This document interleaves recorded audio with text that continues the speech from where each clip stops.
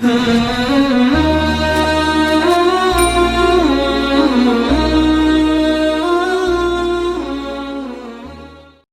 اللہ الرحمن الرحیم۔ اللہ کا شکر ہے اور اس کا احسان ہے، اس کی توفیق سے آج انشاءاللہ عز و جل سبق نمبر 12 پڑھیں گے۔ آج وصف سے شروع ہوگا اور انشاءاللہ عز و جل عمل معرفہ سے پہلے تک پڑھیں گے انشاءاللہ۔ اما الوصف فلا يجتمع مع العلمية اصلا وشرطه ان يكون وصفا في اصل الوضع فاسود واركم غير منصرف وان صار اسمين الحية لاصالتهما في الوصفية واربع في مررت بنسبة 4 منصرف مع انه صفة ووزن الفعل لعدم الاصالة في الوصفية۔ اتنی عبارت کے اندر انشاءاللہ عز و جل ہم 5 چیزیں بیان کریں گے انشاءاللہ۔ نمبر 1، سب سے پہلی چیز ہم بیان کریں گے وصف کی تعریف کیا ہے جی۔ نمبر 2، وصف کس کے ساتھ جمع نہیں ہو سکتا اور کیوں جمع نہیں ہوتا جی۔ تیسری، وصف کے غیر منصرف کا سبب بننے کی شرط کیا ہے۔ چوتھی، اسود اور ارکم منصرف ہیں یا غیر منصرف ہیں، جی۔ اگر غیر منصرف ہیں تو کیوں، کس سبب کی وجہ سے یہ غیر منصرف ہے۔ جی جی۔ مررت بنسبت 40 کے اندر جو 40 ہے یہ منصرف ہے یا غیر منصرف ہے۔ جی۔ اگر منصرف ہے تو کیوں، حالانکہ اس کے اندر 2 سبب پائے جا رہے ہیں، جی۔ وصف بھی پایا جا رہا ہے اور وزن فعل بھی پایا جا رہا ہے، جی۔ اس کے باوجود یہ منصرف ہے تو کیوں ہے۔ جی۔ پہلی چیز کیا تھی، وصف کی تعریف۔ جی۔ وصف کسے کہتے ہیں، یہ مکتبۃ المدینہ کی جو ہدایت النحو انہوں نے چھاپی ہے اس پہ ہم بیان کر رہے ہیں کہ وصف کی تعریف کیا ہے۔ حاشیہ نمبر 1 کے اندر جو دوسری تعریف ہے وہ یہاں مراد ہے اور وہی ہم بیان کریں گے۔ وصف کی تعریف کیا ہے، کہتے ہیں وصف اسم کا ذات مبہمہ پر دلالت کرنا۔ جی۔ کوئی بھی اسم ہو جی۔ وہ کسی مبہم ذات پر دلالت کرے اور اس اسم میں کسی وصف کا معنی بھی پایا جائے۔ جی۔ اس اسم میں کسی وصف کا معنی بھی پایا جائے۔ مثال کے طور پہ آپ دیکھ لو اخضر۔ جی۔ اخضر کا معنی کیا ہے، سبز، کوئی یعنی جو سبز چیز ہے اس کے لیے بولا جاتا ہے، جی۔ کوئی سبز شے۔ جی۔ اسی طرح احمر کوئی سرخ شے، جی۔ اسود کوئی کالی شے۔ جی۔ تو اب جو اخضر ہے اور احمر ہے اور جو اسود ہیں، جی۔ یہ سارے الفاظ اسم ہیں۔ جی۔ ہم نے وصف کی تعریف کے اندر کیا چیز بیان کی، وہ اسم جو ذات مبہمہ پر دلالت کرے۔ اب یہ سارے اسماء مبہم ذات پر دلالت کرتے ہیں۔ جی۔ احمر کوئی سرخ شے، جی۔ اخضر کوئی سبز شے، اسود کوئی کالی شے۔ جی۔ تو اب یہ سارے مبہم ذات پر دلالت کر رہے ہیں، پتہ نہیں وہ کالی شے کون سی ہے، جی۔ پتہ نہیں وہ سرخ شے کون سی ہے، پتہ نہیں وہ سبز شے کون سی ہے، اور یہ اسماء ہیں اور یہ سارے اسماء ذات مبہمہ پر دلالت کر رہے ہیں۔ اور دوسری چیز ہم نے یہ بیان کی تھی، اور اس اسم میں کسی وصف کا معنی بھی پایا جائے، جی۔ یا یوں بھی کہہ سکتے ہیں اور وہ اسم کسی وصف پر دلالت بھی کرے۔ جی۔ دیکھ لو آپ، احمر ذات مبہمہ پر دلالت کر رہا ہے، جی۔ اور اس کے اندر وصف یعنی سرخ ہونے کا معنی بھی پایا جا رہا ہے، جی۔ اور اخضر یہ ذات مبہمہ پر دلالت کر رہا ہے، جی۔ اور اس کے اندر جو سبز کا جو معنی ہے وہ بھی پایا جا رہا ہے، جی۔ اور اسی طرح اسود یہ بھی ذات مبہمہ پر دلالت کر رہا ہے، جی۔ اور اس کے اندر وصفیت کا معنی ماخوذ ہے، اور وہ کون سا ہے، کالا ہونا۔ جی۔ یہ ایک چیز ہم نے بیان کر دی، وصف کی تعریف وصف وہ اسم ہے جو ذات مبہمہ پر دلالت کرے جی اور اس کے اندر وصف کا معنی بھی پایا جائے. دوسری چیز ہم نے کیا کہی تھی کہ وصف کس کے ساتھ جمع نہیں ہو سکتا اور کیوں؟ وجہ بتائیں. جی وصف جو ہے یہ علمیت کے ساتھ کبھی بھی جمع نہیں ہو سکتا. جی کیوں جمع نہیں ہوتا؟ ابھی ہم نے تعریف پڑھی ہے وصف کی کہ وصف ذات مبہمہ پر دلالت کرتا ہے جی. اور علم آپ جانتے ہیں کہ علم ایک معین شے پر دلالت کرتا ہے. جو وصف ہے یہ ذات مبہمہ پر اور جو علم ہے یہ معین ذات پر. اور اگر ہم کہیں کہ ایک ہی اسم کے اندر وہ علم بھی ہونا پایا جا رہا ہے اور وصف ہونا بھی پایا جا رہا ہے تو بھئی ایک شے اس کے عموم کا تقاضا کر رہی ہے اور ایک شے خصوص کا تقاضا کر رہی ہے. پھر اسی شے کا عام ہونا، ایک ہی شے کا عام ہونا اور ایک ہی شے کا خاص ہونا لازم آئے گا اور یہ درست نہیں ہے. جی ایسا نہیں ہو سکتا کہ ایک شے وہ عام ہو اور وہی شے خاص بھی ہو. جی کیا سمجھ آ رہی؟ تو اب اس وجہ سے یہ جو وصف ہے یہ علمیت کے ساتھ کبھی بھی جمع نہیں ہو سکتا. کیوں؟ علم میں تعیین ہوتی ہے اور وصف کے اندر عموم ہوتا ہے اور یہ دونوں آپس میں ضدیں ہیں. جی دو چیزیں بیان کر دی ہم نے. جی. تیسری چیز ہم نے یہ کہا تھا کہ وصف کے غیر منصرف کا سبب بننے کی شرط. جی وصف کے غیر منصرف کا سبب بننے کی شرط یہ ہے کہ وہ اصل وضع میں وصف ہو. جی مطلب جب اس کو واضح نے وضع کیا تھا تو اسی وقت اس کا مقصد وصف تھا. کوئی نہ کوئی رنگ بتانا مقصود تھا، کوئی نہ کوئی اس کی کیفیت، کوئی نہ کوئی اس کی حیت بتانا مقصود تھی، وصف بتانا مقصود تھا. تو اب اگر وہ کسی کلمہ میں کے اندر کوئی کلمہ ایسا آ جائے کہ جس کو واضح نے وضع ہی وصف کے لیے کیا تھا تو اب وہ غیر منصرف کا سبب بن جائے گا اگرچہ وہ اب وصف کے لیے استعمال نہ ہوتا ہو. جی مثال کے طور پہ آپ دیکھ لو جس طرح اسود اور ارکم ہے. اسود اور ارکم ہے. اسود کالے سانپ کو کہتے ہیں اور ارکم یہ چتکبرے یعنی جو ڈب کھڑبا ہو اس کو کہتے ہیں. تو بھئی دیکھ لو اسود اور ارکم یہ دونوں سانپوں کے نام ہیں. جی تو بھئی ان کے اندر بھی وصف ہے. جی جی تو کوئی کہنے والا کہہ سکتا ہے بھئی یہ دو علم ہے. جی تو آپ کہہ رہے تھے بھی علم اور وصف دونوں جمع نہیں ہو سکتے تو یہ علم اور وصف تو جمع ہو گئے ہیں. جی ہم نے کہا تھا غیر منصرف کا سبب بننے کی شرط کیا تھی کہ وہ اصل وضع میں وصف ہو.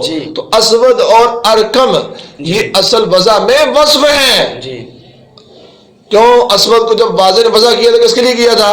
کالے کے لیے. اور ارکم کو جب وضع کیا تھا واضح نے کس کے لیے کیا تھا؟ چتکبرے کے لیے. تو یہ دونوں اصل وضع میں وصف ہیں. اگرچہ اب سانپوں کے نام ہے اس سے ہمیں کوئی سروکار نہیں ہے اور اصل وضع میں یہ وصف ہے تو لہٰذا اس کا اعتبار کیا جائے گا اور اس کو غیر منصرف پڑھیں گے. گل سمجھ آ رہی؟ جی کمال. اچھا تیسری چیز ہم نے کہا تھا چوتھی چیز ہم نے کہا تھا اسود اور ارکم یہ منصرف ہیں یا غیر منصرف ہیں؟ جی اگر غیر منصرف ہیں ان کے اندر کون کون سے سبب پائے جا رہے ہیں؟ جی اسود اور ارکم یہ دونوں غیر منصرف ہیں. کیوں غیر منصرف ہیں؟ کیونکہ ان دونوں کے اندر دو سبب پائے جا رہے ہیں. اسود کے اندر دو سبب کون سے ہیں؟ ایک اس کے اندر وصف ہے اور دوسرا اس کے اندر وزن فعل ہے. ارکم کے اندر بھی ایک وصف ہے اور ایک وزن فعل ہے. تو اب ان دونوں کے اندر دو سبب پائے جا رہے ہیں. اس وجہ سے یہ دونوں غیر منصرف ہیں. جی پانچویں چیز وہ ہم نے کہا تھا اربعن. جی مررت بنسبت اربعین اس کے اندر جو اربعین ہے یہ منصرف ہے یا غیر منصرف؟ ہم نے کہا تھا یہ جو مررت بنسبت اربعین کے اندر جو اربعین ہے یہ منصرف ہے. کیوں منصرف ہے؟ کہتے ہیں کیونکہ یہ اصل وضع میں وصف کے لیے نہیں ہے. جی کیونکہ یہ اصل وضع میں وصف کے لیے نہیں ہے. اربع وزن فعل پایا جا رہا ہے. اربعو افعلو کا وزن پہ آ رہا ہے اور اس کے اندر جو ہے وہ وصف بھی پایا جا رہا ہے کیونکہ نسبت ان کی صفت بن رہا ہے. تو وصف بھی ہے اور وزن فعل بھی ہے، جی اس کے باوجود یہ منصرف ہے، غیر منصرف نہیں ہے۔ جی کیوں؟ کیونکہ اربع جو لفظ ہے جب واضح نے اس کو وضع کیا تھا تو وصف کے لیے نہیں کیا، جی بلکہ اس وقت اس کو 4 کے لیے وضع کیا تھا۔ تو اب اگرچہ یہ صفت بن رہا ہے لیکن ہم پیچھے اس کے غیر منصرف کا سبب بننے کی شرط پڑھ چکے ہیں، جی یہ اصل وضع میں وصف ہو، جی تو یہ اصل وضع میں اربع وصف نہیں ہے، اس وجہ سے یہ منصرف ہے، غیر منصرف نہیں ہے۔ 5 چیزیں ہم نے آپ کو بتا دی۔ کمال ہو گیا، سبحان اللہ۔ ترجمہ آپ دیکھ لیں۔ اما الوصف کہتے ہیں بہرحال وصف، فلا یجتمع مع العلمیت اصلا، کہتے ہیں بہرحال وصف یہ علمیت کے ساتھ اصلاً کبھی بھی جمع نہیں ہو سکتا۔ وشرطہ، اور اس کی شرط، کس کی؟ وصف کی، وصف کے غیر منصرف کا سبب بننے کی شرط کیا ہے؟ ان یکون وصفا، ان یکون کا اندر جو اسم ہے وہ ہوا ضمیر ہے اور وہ کس کی طرف لوٹ رہا ہے؟ وصف کی طرف۔ ان یکون کہ وہ کون؟ وصف، وصفا وصف فی اصل الوضع، اصل وضع میں، یعنی جب اس کو واضح نے وضع کیا تھا تو اس وقت ہی اس کو کس کے لیے وضع کیا تھا؟ وصف کے لیے۔ فاسود و ارکم غیر منصرف، کہتا ہے پس اسود اور ارکم یہ دونوں غیر منصرف ہیں۔ وان سارا اسمین الحیتی، اگرچہ یہ ان وصلیہ ہے، جب ان اور لو سے پہلے واو آ جائے تو اس کو وصلیہ کہتے ہیں۔ وان سارا، اگرچہ سارا یہ دونوں ہو گئے، کون؟ اسود اور ارکم، اگرچہ اسود اور ارکم یہ دونوں ہو گئے اسمین للحیتی، اسم ہو گئے کس کا؟ سانپ کا، اس کے باوجود بھی یہ کیا ہے؟ غیر منصرف ہیں۔ کیوں؟ لِأَصَالَتِهِمَا فِي الْوَصْفِيَّةِ، وصفیت میں ان دونوں کے اصل ہونے کی وجہ سے، کیونکہ جب واضح نے ان دونوں کو وضع کیا تھا تو کس کے لیے کیا تھا؟ وصف کے لیے کیا تھا۔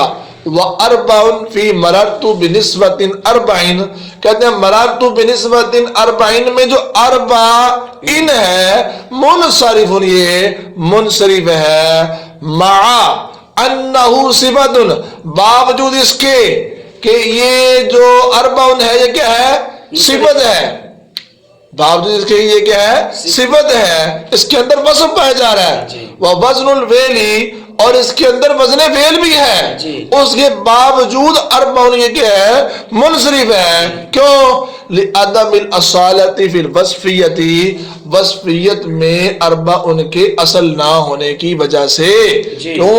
اربع ان کو جب واضح نے وضع کیا تھا تو اس کو وصف کے لیے وضع نہیں کیا بلکہ کس کے لیے وضع کیا ہے؟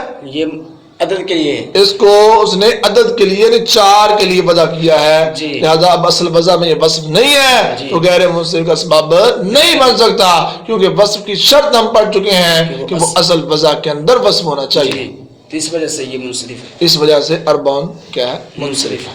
کمال ہوا، سبحان اللہ۔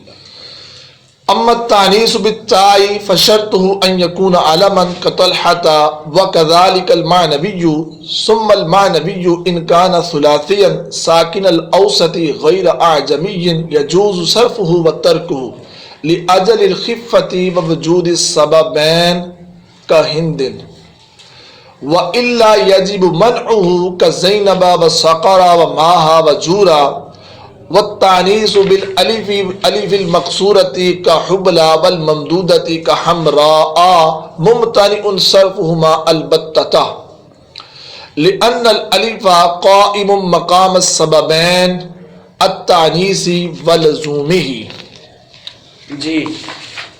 اتنی عبارت کے اندر انشاءاللہ عز و جل ہم 7 چیزیں بیان کریں گے۔ کتنی چیزیں بیان کریں گے؟ 7 چیزیں۔ نمبر 1، تانیث بالتاء سے کیا مراد ہے؟ تانیث بالتاء سے کیا مراد ہے؟ نمبر 2، تانیث بالتاء کے غیر منصرف کا سبب بننے کی شرط کیا ہے؟ نمبر 3، وَكَذَلِكَ الْمَعْنَوِيُّ سے کیا مراد ہے؟ نمبر 4، ہندن کو منصرف اور غیر منصرف کیوں پڑھ سکتے ہیں؟ دونوں وجہیں تحریر فرمائیں یا بیان دونوں وجہیں بیان کریں. جی. اچھا، پانچویں چیز ہم اس میں یہ بیان کریں گے، زینب، سقر، ماہ، جھور، ان کو غیر منصرف پڑھنا کیوں واجب ہے، جی. یہ ہم انشاءاللہ بیان کریں گے. نمبر 6 الف مقصورہ اور الف ممدودہ کی تعریف بیان کریں گے، اور الف مقصورہ اور الف ممدودہ والے الفاظ کو غیر منصرف ان کو پڑھیں گے یا منصرف پڑھیں گے. جی. اگر غیر منصرف پڑھیں گے تو کیوں پڑھیں گے، وجہ بیان کریں. جی. اور آخری بات اس میں ہم یہ بھی انشاءاللہ ایڈ کریں گے اور بیان کریں گے، وہ کیا ہے، یہ اسباب اکیلے دو اسباب کے قائم مقام کیوں ہوتے ہیں، جی. اس کی وجہ بیان کریں گے، جی. اور پھر انشاءاللہ آج کا سبق ختم ہو جائے گا. انشاءاللہ. سب سے پہلی چیز ہم نے کیا کہا تھا، تانیث بالتا سے کیا مراد ہے.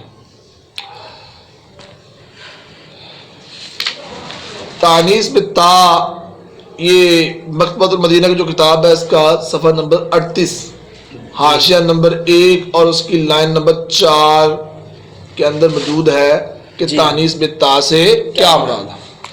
کہتے ہیں تانیث بالتا سے مراد وہ تا ہے جو اسم کے آخر میں جس کو لاحق کیا گیا ہو، جی. اور وہ تا حالت وقف میں ہا ہو جائے. جی.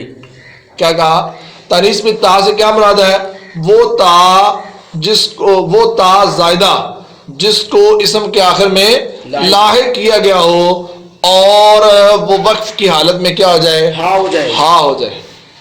کیا ہم نے کہا تانیث بالتا سے مراد کیا ہے، وہ تا زیادہ ہے، وہ تا زائدہ جس کو اسم کے آخر میں لاحق کیا گیا ہو، لایا گیا ہو، جی. اور وہ تا وقف کی حالت میں وقف کی حالت میں ہا سے بدل جائے. پہلی چیز بیان ہوگی. جی. دوسری چیز ہم نے کہا تانیث بالتا کے غیر منصرف کا سبب بننے کی شرط. جی. تانیث بالتا کے غیر منصرف کا سبب بننے کی شرط یہ ہے کہ وہ علم ہو. جی. جی. تانیث بالتا کے غیر منصرف کا سبب بننے کی شرط کیا ہے کہ وہ علم ہو. اگر علم ہے تو تانیث بالتا غیر منصرف کا سبب بن جائے گی. جی. اگر علم نہیں ہے تو تانیث بالتا غیر منصرف کا سبب نہیں بنے گی. جیسے دیکھ لو آپ طلحہ جی. کا طلحہ، جی. اب طلحہ یہ علم ہے، جی. علم ہے، اور اس کے اندر تانیث بالتا بھی آ رہی ہے. جی. جی. اور یہ تانیث بالتا ایسی ہے کہ جس کو وہ تا زائدہ ہے جس کو اسم کے آخر میں لاحق کیا گیا ہے. جی. اور یہ والی تا وقف کی حالت میں ہاں سے بدل جائے گی. جی. طلحہ، جی. کمال ہے جی. یہ والی تا وقف کی حالت میں ہاں سے بدل جائے گی.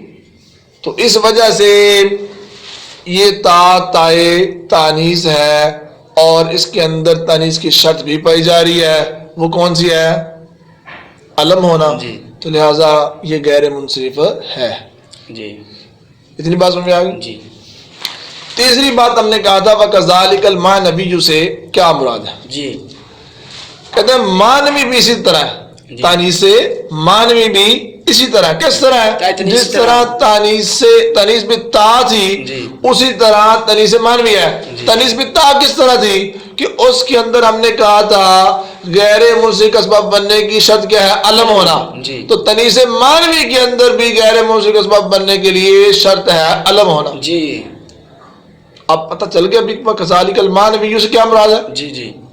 وَكَذَلِكَ الْمَعْنَوِيُّ سے یہ مراد ہے کہ جس طرح غیر منصرف کا سبب بننے کے لیے تانیث بالتا کے لیے شرط تھی علم ہونا، اسی طرح تانیث معنوی کا غیر منصرف کا سبب بننے کے لیے شرط کیا ہے، علم ہونا. علم ہونا. کمال ہو جی. سبحان اللہ.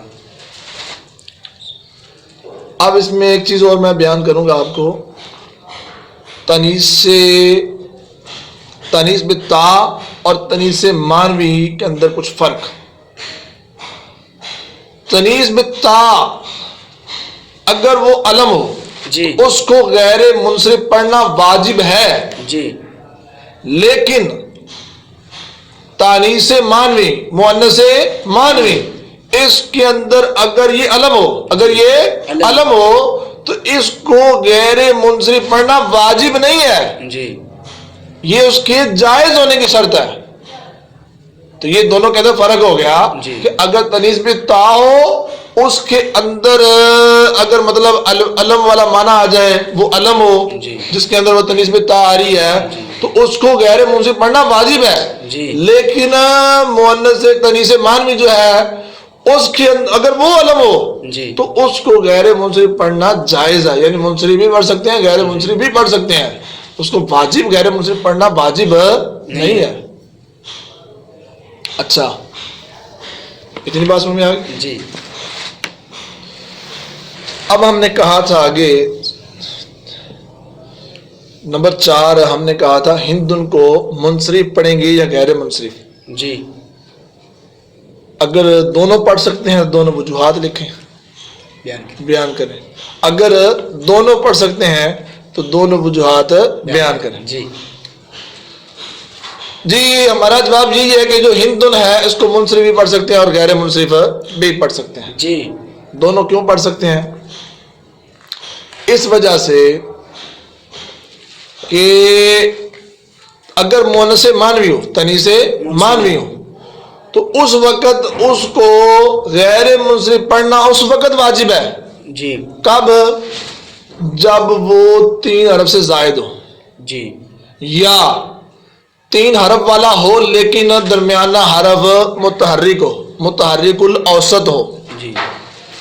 تیسری چیز یہ تھی یا درمیانہ حرف ہو تو ساکن لیکن وہ اجما ہو. اب دیکھ لو جو ہندن ہے ہمارے پاس ہندن یہ 3 حرف سے زائد ہے نہیں پہلی شرط نہیں پائے گی. چلو دوسری دیکھ لو بھائی. دوسری کیا تھی؟ ساکن الاوسط ہو جی. اور ساکن الاوسط نہ ہو. ساکن الاوسط نہ ہو تو ہندن ساکن الاوسط ہے. جی. اچھا تیسری کیا تھی؟ وہ اجما ہو. جی. وہ کیا ہو؟ اجما ہو. تو بھئی یہ اجما بھی نہیں ہے بلکہ یہ تو عربی کا لفظ ہے. جی. نہ یہ 3 حرف سے زائد ہے جی. نہ یہ متحرک الاوسط ہے جی. نہ یہ اجما ہے. جی. تینوں شرطیں اس کے اندر نہیں پائے گی. جی. اگرچہ اب یہ مؤنث مانوی ہے اور اس کے اندر علمیت بھی پائی جا رہی ہے اس کے باوجود یہ کیا ہے اس کو منصرف بھی پڑھ سکتے ہیں اور غیر منصرف بھی پڑھ سکتے ہیں کیونکہ وہ تینوں شرائط میں سے کوئی شرط نہیں پائی جا رہی. جی. پتہ چلا تنیس مانوی کے منصرف اور غیر منصرف دونوں اگر پڑھنا چاہیں تو اس کے اندر فقط علم ہونا ہی کافی ہے. جی. لیکن اگر آپ غیر منصرف پڑھنا چاہتے ہیں غیر منصرف ہی پڑھنا چاہتے ہیں تو اس وقت یا تو وہ 3 حرف سے زائد ہو جی. یا 3 حرف والا ہو درمیانہ حرف متحرک ہو یا درمیانہ حرف اگر ساکن بھی ہے تو وہ اجما ہو. اگر یہ تینوں شرطوں میں سے کوئی شرط نہ پائی جائے تو پھر اس کو غیر منصرف پڑھنا جائز ہے واجب نہیں ہے. مطلب اس کو منصرف بھی پڑھ سکتے ہیں غیر منصرف بھی پڑھ سکتے ہیں. اب اس کے اندر جو ہندن ہے اس کو منصرف بھی پڑھ سکتے ہیں غیر منصرف بھی پڑھ سکتے ہیں. منصرف کیوں پڑھ سکتے ہیں؟ خفت کی وجہ سے. جی. منصرف کیوں پڑھ سکتے ہیں؟ خفت کی وجہ سے. کیوں منصرف پڑھنا خفیف ہوتا ہے. جی. کیوں منصرف پر 3 حرکات آ سکتی ہیں جی. اور غیر منصرف پر 2 حرکتیں آتی ہیں تیسری کسرہ آتی نہیں ہے. جی. تو اب اس وجہ سے جو منصرف پڑھنا یہ کیا ہے خفیف ہے. جی. اچھا بھی غیر منصرف پھر کیوں پڑھ سکتے ہیں؟ کیونکہ اس کے اندر 2 اسباب پائے جا رہے ہیں. جی. کتنے اسباب پائے جا رہے ہیں؟ 2 اسباب پائے جا رہے ہیں. ہندن کے اندر ایک یہ مؤنث مانوی بھی ہے اور اس کے اندر علم بھی پایا جا رہا ہے. جی. 2 اسبابوں کی وجہ سے اس کو غیر منصرف پڑھ سکتے ہیں اور اس کو منصرف کیوں پڑھ سکتے ہیں؟ خفت کی وجہ سے. جی. اتنی بات سمجھ میں آ گئی؟ جی. اچھا پھر 5ویں بات ہم نے کہا تھا زینب سکر ماہ جور ان کو غیر منصرف کیوں پڑھنا واجب ہے؟ جی. زینب سکر ماہ جور ان کو غیر منصرف پڑھنا واجب ہے. کیوں؟ منصرف اور غیر منصرف دونوں پڑھنا اس کے لیے کیا کیا شرائط تھیں کہ وہ 3 حرف والا ہو. جی. کس صورت میں منصرف اور غیر منصرف دونوں پڑھ سکتے ہیں؟ وہ 3 حرف والا ہو. وہ مؤنث مانوی तीन हरफ वाला। हरफ वाला हो, ज़ैनब तीन हरफ वाला ही नहीं है, जी तो लिहाजा अब इसको गैर मुंसरिफ पढ़ना वाजिब है। जी और मुंसरिफ और गैर मुंसरिफ दोनों पढ़ने के लिए दूसरी बात की वो साकिनुल औसत हो, जी दरमियाना हरफ साकिन हो, तो साकरू दरमियाना हरफ साकिन नहीं है, जी दरमियाना हरफ साकिन नहीं है, तो लिहाजा इस वजह से इसको गैर मुंसरिफ पढ़ना वाजिब है। जी माह और झूर तीसरी चीज क्या थी, वो गैर उजमा हो, जी। यानी उजमा ना हो, जी तो ये माह और झूर ये दोनों उजमा है, जी। इस वजह से इनको गैर मुंसरिफ पढ़ना वाजिब है। वाजिब है। इतनी बात समझ आ गई? जी कमाल हो जी, सुभान अल्लाह। अच्छा, छठी क्या चीज थी, अलिफ मकसूरा और अलिफ ममदूदा की तारीफ।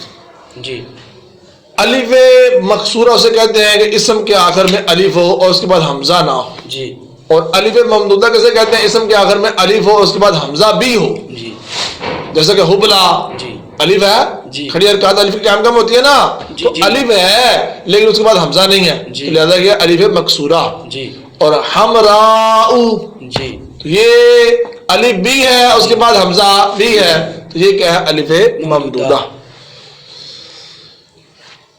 अच्छा, ये हमने कहा था अलिफ मकसूरा और अलिफ ममदूदा वाले अल्फाज को गैर मुंसरिफ पढ़ेंगे या मुंसरिफ पढ़ेंगे। जी। अगर गैर मुंसरिफ पढ़ेंगे तो वजह बयान करें। जी हम कहते हैं अलिफ मकसूरा और अलिफ ममदूदा वाले अल्फाज को गैर मुंसरिफ पढ़ेंगे।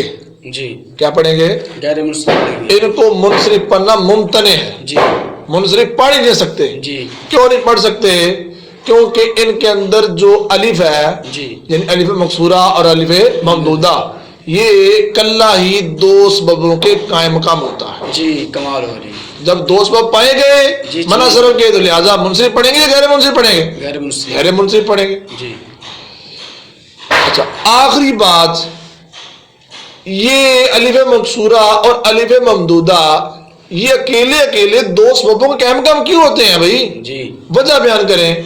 कहते हैं इसकी वजह ये है, एक तो इनके अंदर तनीस की अलामत है, हुबला और हमरा के अंदर जी। तनीस की अलामत पाई जा रही है, जी। और दूसरा उस तनीस की अलामत का इनको लाजिम होना, जी कि एक तो इसके अंदर तनीस की अलामत है जी। और दूसरा इनके अंदर लजूम है।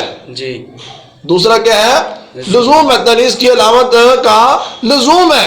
तो जब तनीस की अलामत का लजूम है, गोया कि वो लाजिम होना भी एक सबब के कायम कम हो गया। जी। तो एक सबब उसके अंदर तनीस है और एक तनीस का लाजिम होना है, जी, तो कमाल लिहाजा है। दो सबब हो गए। जी, अब जी, ये कमाल वाला है। एक सबब दो के बराबर होता है। जी तर्जुमा कर लें। जी अम्मा तानीसु बित्ताई फशर्तुहु अन यकून अलमन कतलहता। कहते हैं बहरहाल तनीस बित्ता फशर्तुहु, पस इसकी शर्त, यानी इसके गैर मुंसरिफ का सबब बनने की शर्त क्या है, अन यकून अलमन, जी कि वो हो कौन, तनीस बित्ता हो, अलमन अलम, तनीस बित्ता अलम हो, जी। कतलहता जैसा के तलहा, व कज़ालिकल मानवियु, और तनीस मानवी भी इसी तरह है। सुम्मल मानवियु, कहते हैं फिर मानवी इन काना सुलासियन, अगर वो तीन हरफ वाला हो, जी साकिनल औसत, दरमियाना हरफ क्या हो, साकिन हो। साकिन हो, गैर आजमीन, और गैरे अजमी हो, गैरे अजमी है। अजमी हो, यजूज सर्फहु व तर्कहु, कहते हैं जायज है उसको मुंसरिफ पढ़ना और गैर मुंसरिफ पढ़ना, जी यानी मोहन से मान भी हो जी और अलम भी हो। जी फिर आपने देखना है कि वो तीन हरफ वाला है, जी साकिनुल औसत जी। है और गैर अजमी है। अगर तीन हरफ वाला हो और साकिनुल औसत हो और गैर अजमी हो, तो उसको मुंसरिफ भी पढ़ सकते हैं और गैर मुंसरिफ पढ़ सकते हैं। मुंसरिफ क्यों पढ़ सकते हैं, लिअजलिल खिफ़्फ़ति, खिफ़्फ़त की वजह से, जी क्योंकि मुंसरिफ क्या होता है, खफीफ होता है। जी और गैर मुंसरिफ क्यों पढ़ सकते हैं, वजूद सबबैन, जी। दो सबबों के पाए जाने की वजह से, का हिंदिन, जैसा कि हिंद, जी इसको मतलब एक सबब तो पाया जा रहा है इसके अंदर लम अलम, और एक सबब पाया जा रहा है मुअन्नस से मानवी। जी व इल्लम यकुन कज़ालिका, और अगर ऐसे ना हो, जी। कैसे ना हो, मतलब वो तीन हरफ वाला ना हो, अगर तीन हरफ वाला तो हो लेकिन साकिनुल औसत ना हो, اور وہ غیر عجما نہ ہو، جی پھر کیا ہے؟ کہتے ہیں یجب منعہ، اس وقت اس کو غیر منصرف پڑھنا واجب ہے۔ جی کیا سمجھ آ رہی؟ یجب منعہ، اس کا منع واجب ہے، کس کا؟ انصراف کا، جی یعنی منصرف ہونے کا منع واجب ہے۔ تو کیا واجب ہو گیا؟ اس کو غیر منصرف پڑھنا واجب ہے۔ کزینبا، یہ 3 حرف سے زائد ہے۔ جی۔ وساکرا، 3 حرف والا تو ہے لیکن درمیانہ حرف متحرک ہے۔ جی۔ فماہا وجورا، درمیانہ حرف اگرچہ ساکن ہے لیکن ہے دونوں عجما۔ جی والتانیث بالالف، اور تانیث بالالف المکسورۃ والممدودۃ، تانیث الف مکسورہ اور الف ممدودہ کے ساتھ، تانیث الف مکسورہ اور الف ممدودہ کے ساتھ، ممتنع صرفہما البتہ، کہتے ہیں ان دونوں کو منصرف پڑھنا ممتنع ہے البتہ، یقینی طور پر۔ جی جب منصرف پڑھنا ممتنع ہے تو پھر کیا پڑھیں گے؟ غیر منصرف۔ جی اب مثالیں دیکھ لو، کا حبلا، کا حمراء، وہ مثال ہوگی حبلا کس کی؟ الف مکسورہ کی، اور حمراء کس کی مثال ہوگی؟ الف ممدودہ کی۔ کیوں بھائی ان کو منصرف پڑھنا ممتنع کیوں ہے؟ کیوں؟ لأن الالف قائم مقام السببین، کیونکہ ان کے اندر جو الف مکسورہ ہے اور الف ممدودہ ہے یہ اکیلا ہی 2 سببوں کے قائم مقام ہے، 2 سببوں کے برابر ہے ایک لیکن پاور 2 کی ہے۔ واہ سبحان اللہ۔ تو بھائی ہے ایک پاور 2 کی کیسے ہو گئی؟ کہتے ہیں اس وجہ سے 2 سببوں کے قائم مقام ہے، جی التانیثی واللزومی، ایک تو الف مکسورہ اور الف ممدودہ ان کے اندر مؤنث کی علامت ہے، وہ کیا ہے؟ الف مکسورہ اور الف ممدودہ، اور دوسرا سبب وہ لزومی، اور اس تانیث کی علامت کا اس کلمے کو لازم ہونا ہے کہ وہ اس سے جدا نہیں ہوتی۔ تو ایک علامت تانیث ہو گئی اور ایک اس علامت کا اس کلمے کو لازم ہونا، یہ علامت ہو گئی۔ گویا وہ اتنی پکی ہے، اتنی پکی ہے، اتنی پکی ہے کہ وہ علامت اپنے مدخول سے جدا ہی نہیں ہوتی۔ تو اس کے لزوم کی وجہ سے ہم نے کہہ دیا ہے تو ایک ہی، لیکن اس کا لزوم اتنا ہے، یہ پکا اتنا ہے کہ ہے 2 کے برابر، ہے کس کے برابر؟ 2 کے برابر۔ تو لہٰذا اب تک الف مکسورہ اور الف ممدودہ ہے تو یہ ایک سبب لیکن کتنے کے برابر ہے؟ 2 سببوں کے قائم مقام ہے، 2 کے برابر ہے۔ ایک تو تانیث ہے اور دوسرا تانیث کا لازم ہونا ہے۔ اللہ تبارک و تعالی ہمیں محنت کے ساتھ ہدایت النحو کو یاد کرنے کی توفیق عطا فرمائے، آمین بجاہ النبی الامین صلی اللہ علیہ وآلہ وسلم۔